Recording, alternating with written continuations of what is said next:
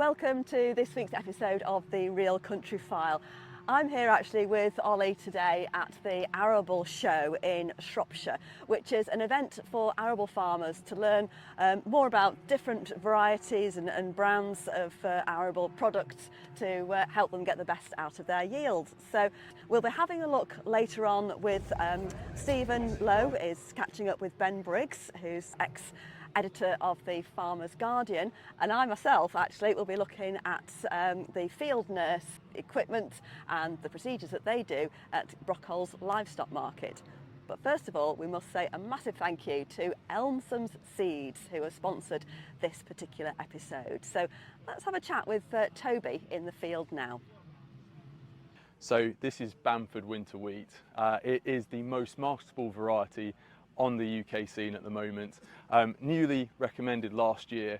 This is a high yielding winter wheat first and foremost, but it's actually a Group 3 biscuit. So it is approved for both export, distilling, but also for that biscuit market. So farmers are able to also not just go for all out yield, but they can also try and achieve that premium, which if you're looking towards futures for next year is going to be just a real win and a real good return on the farmer's investment.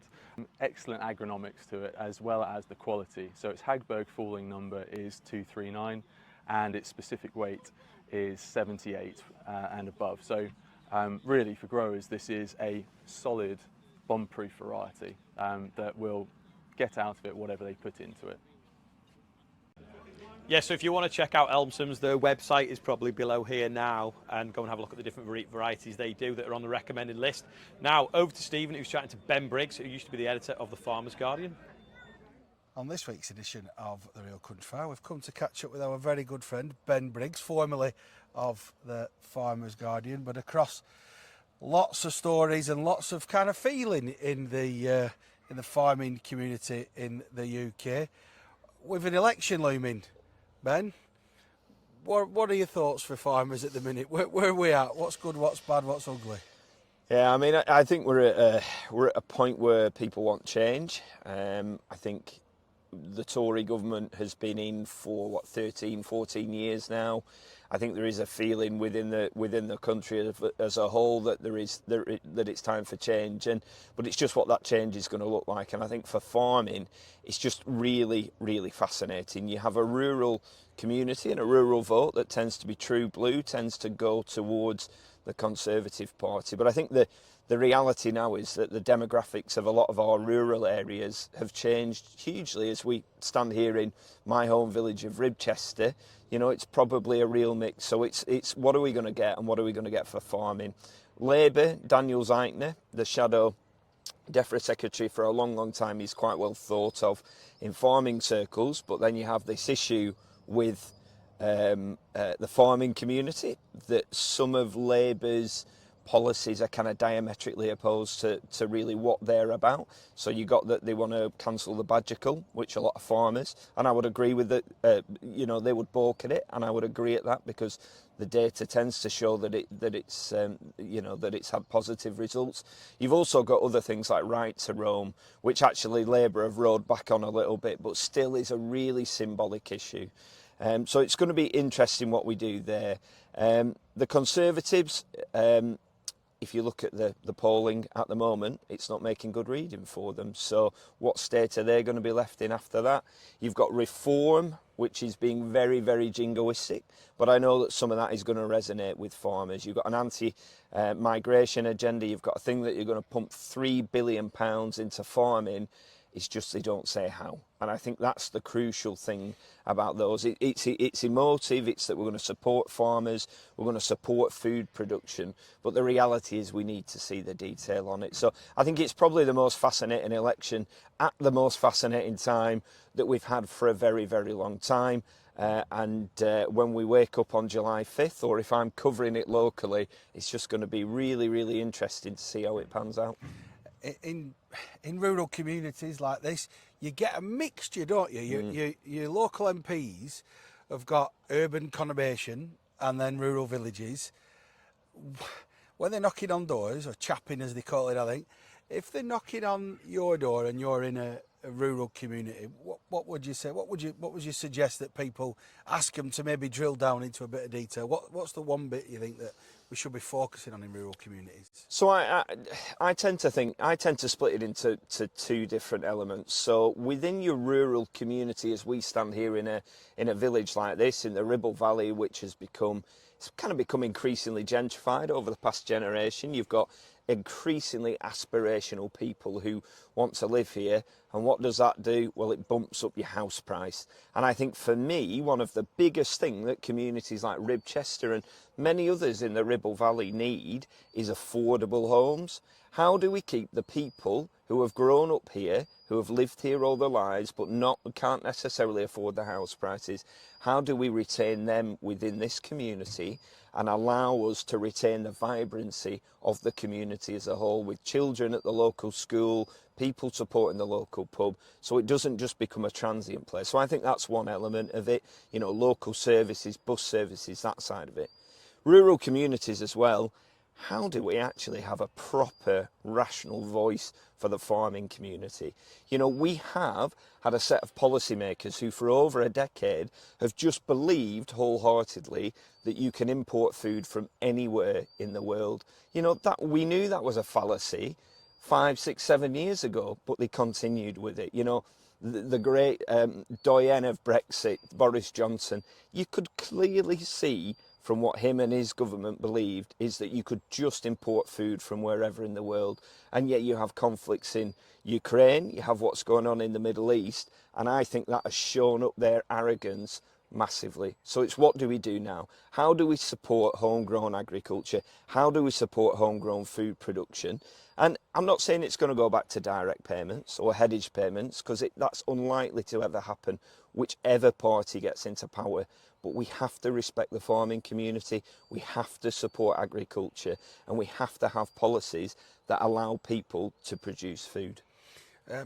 Interesting times, Ben. You're going to join us a couple of times over the next few months. Like, you do a bit of filming. You're out and about in between roles at the minute and working out some options. But you're attending 1 or 2 conferences and such like. So you're going to gather some reports for us. Yeah, well, I'm going to be out and about at events like Groundswell and elsewhere. So I left FG back in March after 13 and a half years. Much of that time working with you around and about, Stephen. Yeah. But yeah, just doing some kind of freelance writing and consultancy at the moment. Got a few other options as well. So it's been really love FG, but it's also been great to step away from it and hopefully do some things for you guys as well. Yeah, he is available if you want I a am top available. man. If you want a top man at the top of your tree. Well, thanks for it is interesting times. Let's see what happens July the 4th, and then we'll maybe catch up and just see a couple of months into that as well, what changes have been made that affect our beautiful rural communities. Cheers, mate. Pleasure, as always, mate. Thanks for that, Stephen. Interesting stuff there. So just put what your thoughts are in the comments on the video description there as well. Now over to me with the field nurse at Brockholes Livestock Market in Lancashire.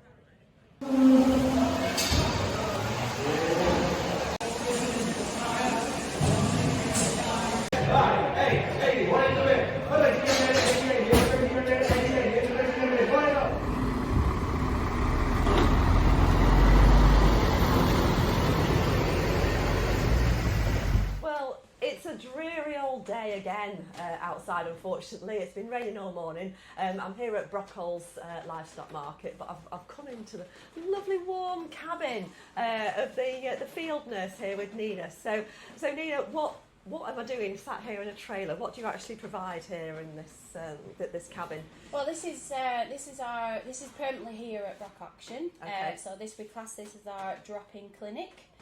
Where the farmers don't need to make an appointment, they can just knock on and come in and chat about what they want to talk about. So the field nurses, we offer health advice to the farmers, and also we can do health checks, so we can do like blood pressure checks, weight checks, height checks, and discuss general health and well-being. Because I know, well, farmers generally are quite bad at looking after themselves sometimes, aren't they? You know, they'll really spend a lot of time looking after each individual animal and spending thousands on vet bills and so on. But when it comes to themselves, Yes. they're bottom of the pile, aren't Of course they? they are, yes. So And how difficult do you find it to get people to come in here? well, then? we've been here now for a few years, so it's building that trust. They know we're here, I'm here every Tuesday, and they don't need to have an appointment. So sometimes it's word of mouth, the friends been in, and they've encouraged other farmers to come in and have their health checked. But I think it's there's no appointment needed. They don't need to take any time out of their farming working day because they're here at the auction anyway. So it's very convenient for them. They don't need to get changed. They don't need to sit in a waiting room. They can just come in and have a chat. And then if we feel as though that it's more of an urgent health check they need, we signpost them out to either the general practitioner or other organisations to support them onward. I see. Yes, that's it. So this is kind of just almost like a triage place to say, yes, you're fine, off you go, or I think something needs a little bit of investigation. This is the place to go to next. Yes, so. and they come back if we feel as though we can maintain that for them. They come back for weekly checkups and chats about it and how they've gone on. It may just mean that they need to tweak the diet a little bit if the blood pressure is high. So we kind of give advice around that and monitor that over the weeks, months, whenever they come back in. Yes, I see. Right. Okay, fine. But just very low barriers to entry, basically, Absolutely. I suppose, is the main message. Yeah, that's right. Whilst you're here. Because I'm a farmer's daughter myself, the majority of the field nurses have farming background, so we do understand the farmers are very reluctant to seek health advice. And one of the main focuses for field nurse is the mental health as well. Especially with, obviously, like you say, a dreary wet day, it can put quite a dampener on their mood as well. Particularly if they've not sold well as well. Exactly, and they can't get the crops in. So that's one of our main focuses, the field nurses, the mental health well-being. I see. Yes. Okay, fine. So how are you funded? Is it because we're a charity? We really rely on government grants. The Prince's Trust Fund have been very generous. We also, like you said, just rely on very generous donations.